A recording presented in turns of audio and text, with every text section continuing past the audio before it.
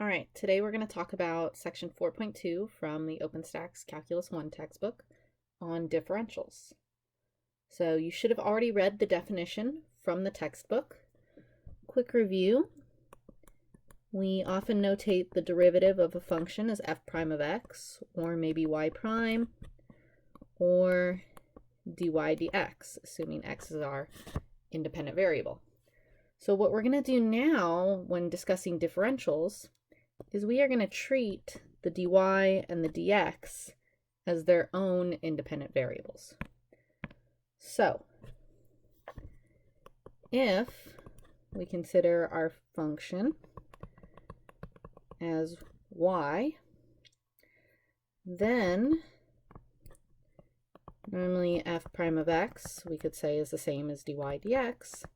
What we're going to do is we're going to treat dx as its own variable and say, well, let's just get rid of it and move it over to the other side of the equation. So multiply by dx on each side.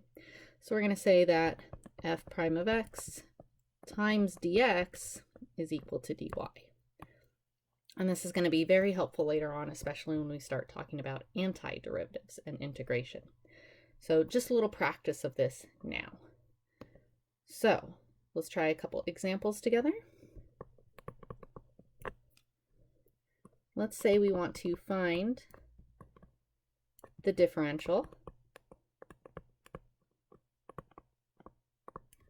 of y equals x times cosine of x.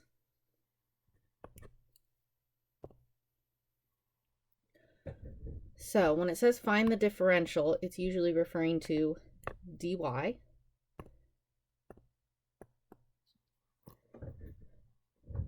If it specifies a different differential, just make sure you're finding whichever one it tells you to. So for us to find dy here, we need to start just by taking the derivative of the equation that we're given. So if I think of it just as normal, derivative of y is dy dx. And then I have to apply the product rule on the other side of the equation. So I'll leave x alone, derivative of cosine, negative sine, plus derivative of x is 1, and then I'll leave the cosine alone. And then all we need to do to find the differential is just multiply this dx differential over to the other side of the equation. So our answer would just be dy equals negative x sine of x plus cosine of x, all multiplied by dx.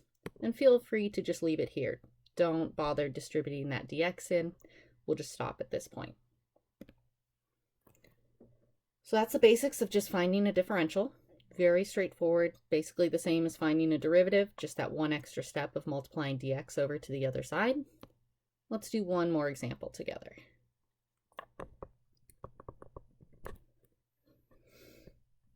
Let's say we want to find dy when x equals 3 and dx equals 0.1